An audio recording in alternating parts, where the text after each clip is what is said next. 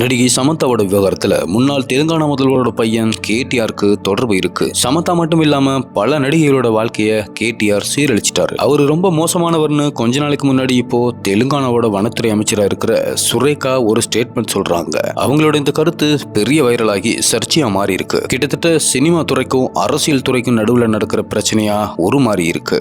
உண்மையிலேயே என்ன நடந்துச்சு? நாகார்ஜுனா குடும்பத்துக்கும் கேடிஆருக்கும் என்ன சம்பந்தம்? இந்த பிரச்சனையோட தீவிரம் த போல்டு லேடி சமந்தா இத பத்தி தான் இன்னைக்கு வீடியோல பார்க்க போறோம். வாங்க. கொஞ்ச நாளைக்கு முன்னாடி நடிகர் நாகார்ஜுனாவுக்கு சொந்தமா இருந்த கன்வென்ஷன் ஹால கவர்மெண்ட் இடிச்சாங்க. அது நீர்நிலை பகுதியில ஆக்கிரமிப்பு பண்ணி கட்டினதுக்காக இடிக்கப்படுறதா சொல்லப்பட்டுச்சு. ஆனா அப்பவே நாகார்ஜுனா கண்டிப்பா நாங்க எந்த இடத்தையும் ஆக்கிரமிப்பு செய்யல, முறைப்படிதான் கன்வென்ஷன் ஹால் இருந்த இடத்தை வாங்கியிருக்கோம், அந்த இடத்துக்கு பட்டா உள்பட தேவையான எல்லா டாக்குமெண்ட்ஸும் இருக்கு, அப்படி இருக்கும்போது நீங்க எப்படி என் இடத்தை இடிக்கலாம்? உங்களுக்கு பிரச்சனைன்னு சொன்னா நானே இடிச்சிருப்பேன், நீங்க எதுக்காக இடிச்சீங்கன்னு ஆவேசமா பேசினாரு. நாகார்ஜுனா மட்டும் இல்லாம அந்த இடத்தை சுத்தி இருந்த இன்னும் 4-5 பொதுமக்களோட வீடு கட்டிடங்களும் இடிக்கப்பட்டுச்சு. இந்த விஷயம் அப்பவே சர்ச்சையாச்சு. இந்த சம்பவம் நடந்து கிட்டத்தட்ட 1 மாசமும் ஆகிடுச்சு. எல்லாரும் இத மறந்தே போயிருப்பாங்க. இப்போ 3 நாளைக்கு முன்னாடி தெலுங்கானாவோட வனத்துறை அமைச்சர் சுரேகா ஒரு நிகழ்ச்சியில் கலந்துக்கிட்டாங்க. அவங்கள சூழ்ந்துகிட்ட பத்திரிகையாளர்கள் உங்களையும் உங்க தோட்டத்தையும் எப்ப பாரு சோசியல் மீடியாவில் கலாய்ச்சிட்டே இருக்காங்களே, இதுக்கு யார் காரணம்னு நீங்க நினைக்கிறீங்கன்னு கேள்வி கேட்டிருக்காங்க. அதுக்கு அந்த அம்மா என்ன கிண்டல் பண்றதுக்கு முழு காரணம் முன்னாள் முதல்வர் சந்திரசேகர ராவோட பையன் கேடிஆர் தான், அவங்க தான் ஆட்களை வச்சு இப்படி செய்ய சொல்றாங்கன்னு சொல்லி இருக்காங்க. அதோட நிறுத்தாத அவங்க இது மட்டும் இல்லாம சமந்தாவோட டைவர்ஸ்க்கு காரணமும் கேடிஆர் தான் ஒரு குண்டை தூக்கி போட்டாங்க. உடனே மீடியாக்காரங்க எல்லாம் எப்படின்னு கேட்க ஆரம்பிச்சதுமே சுரேகா ஒரு கதை சொன்னாங்க. அதாவது கேடிஆருக்கு சமந்தானா ரொம்ப பிடிக்கும், அவங்க மேல பயங்கர இஷ்டம். இத பத்தி கேடிஆர் நாகார்ஜுனா கிட்டயே சொல்லிட்டாரு. நீங்க சமந்தாவை என்கிட்ட அனுப்பி வைங்க, இல்லனா உங்க கன்வென்ஷன் ஹாலை நாங்க இடிச்சிடுவோம்னு சொன்னாரு. அதை கேட்டு மிரண்டு போன நாகார்ஜுனா சமந்தாவை கேடிஆர் கிட்ட அனுப்ப ஒத்துக்கிட்டாரு. ஆனா இதெல்லாம் சமந்தாவுக்கு தெரிய வரும்போது அவங்க எதுக்குமே ஒத்துக்கல. கடைசியில டைவர்ஸ் வாங்கிட்டு போயிட்டாங்க. சமந்தா மட்டும் இல்லாம இன்னும் நிறைய நடிகைகளோட வாழ்க்கைய கேடிஆர் அழிச்சிருக்கார். இவர் தொல்லை தாங்க முடியாம நிறைய நடிகைகள் சினிமாவை விட்டே போயிட்டாங்கன்னு ஒரே போடா போட்டாங்க.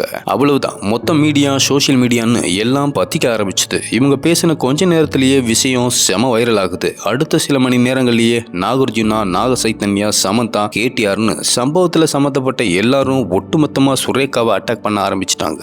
நாங்க பாட்டுக்கு எங்க வேலையை பார்த்துட்டு இருக்கோம், தேவையில்லாம எதுக்காக எங்க குடும்ப விஷயத்துல அரசியலை புகுத்துறீங்கன்னு நாகார்ஜுனாவும் நானும் என் முன்னாள் மனைவி சமந்தாவும் பரஸ்பர புரிதலோட தான் விவாகரத்து பண்ணணும். எங்க விவாகரத்தை பத்தி பல சர்ச்சைகள் பேசப்பட்டுச்சு. ஆனா இது வரைக்கும் நான் எதையும் பெருசா எடுத்துக்கல. ஆனா இப்போ ஒரு அரசியல் தலைவரை இவ்வளவு மோசமா பேசி இருக்கிறத ஏத்துக்க முடியாதுன்னு நாக சைத்தன்யாவும் கண்டனம் தெரிவிச்சிருக்காங்க. இது போக நான் சிரமப்பட்டு இப்போ நான் இருக்கிற இந்த நிலையை அடைஞ்சிருக்கேன். என்னோட இந்த பயணத்துல நிறைய சிரமங்களை அனுபவிச்சேன். அதுல ஒரு பாதியா காதல் வயப்பட்டு இப்போ அதுல இருந்து விலகி வந்துட்டேன். என்னோட விவாகரத்து பரஸ்பர புரிதலோட தான் நடந்த ஒண்ணு. தயவு செஞ்சு உங்க அரசியல் பழிவாங்களுக்காக என் பேரை யூஸ் பண்ணாதீங்க. நான் அரசியலை விட்டு தூரம் இருக்கணும்னு நினைக்கிறேன். ரொம்ப வருத்தமா ஒரு பதிவை வெளியிட்டிருக்காங்க நடிகை சமந்தா. இன்னொரு பக்கம் நாகார்ஜுனா மனைவி நடிகை அமலா, எப்படி நீங்க என் கணவரையும் எங்க குடும்பத்தையும் பத்தி இவ்வளவு தரம் தாழ்ந்த ஒரு கருத்தை சொல்லலாம்? இதையெல்லாம் உங்க தலைவர் ராகுல் காந்தி பார்த்துட்டு தான் இருக்காரு. உங்க மேல எந்த நடவடிக்கையும் எடுக்க மாட்டாங்களான்னு நேரடியாவே சுரேகா கிட்ட கேள்வி கேட்டிருந்தாங்க. இது போக தெலுங்கு நடிகர்களான அல்லு அர்ஜுன், நானி, மகேஷ் பாபுன்னு பலரும் சமந்தாவுக்கு ஆதரவாகவும் அமைச்சர் சுரேகாவுக்கு எதிராகவும் தங்களோட கருத்தை அழுத்தமா பதிவு செஞ்சிருக்காங்க. கேடிஆரும் தன்னை பத்தி தவறான தகவல்கள் பரப்பின சுரேகா கண்டிப்பா மன்னிப்பு கேட்கணும், இல்லைன்னா அவங்க மேல கேஸ் போடுவேன்னு சொன்னார். இது எல்லாமே ஓடி முடிஞ்சு 24 மணி நேரம் ஆகிறதுக்குள்ளேயே சுரேகா மன்னிப்பு கேட்டாங்க. அப்போ நான் பேசினது சமந்தா மற்றும் நாகார்ஜுனா குடும்பத்தை கஷ்டப்படுத்தி இருந்தா என்ன மன்னிச்சிடுங்க, ஆனா நான் ஆதாரம் இல்லாம எதையும் பேச மாட்டேன்னு ஒரு கொக்கி போட்டு முடிச்சிட்டாங்க. ஆனா சமந்தாவை பத்தி தப்பா பேசின சுரேகாவுக்கு கண்டனங்கள் வளர்ந்துட்டு வருது. நடிகர் நாகார்ஜுனா சுரேகா மேல கேஸ் ஃபைல் பண்ணிருக்காரு. சமந்தாவோட ரசிகர்களும் சுரேகாவுக்கு எதிராக கருத்துக்களை பதிவு செஞ்சுட்டு வர்றாங்க. இப்போ த போல்டு லேடி சமந்தாவை பத்தி பார்க்கலாம். இவங்க சாதாரணமான பல்லாவரம் பொண்ணு. ரொம்ப மிடில் கிளாஸ் வாழ்க்கையில இருந்து தொடங்கி இப்போ தமிழ், தெலுங்கு, ஹிந்தின்னு பல மொழி படங்கள்ல முன்னணி ஹீரோஸ் எல்லார் கூடவும் நடிச்சு இப்போ டாப்ல போய் உட்கார்ந்துருக்காங்க. இவங்க லைஃப்ல இவங்க பார்க்காத விமர்சனங்களோ வீழ்ச்சியோ கிடையாது. இவங்களுக்கு விவாகரத்தான சமயத்துல அந்த வழியில இருந்து வெளியே வர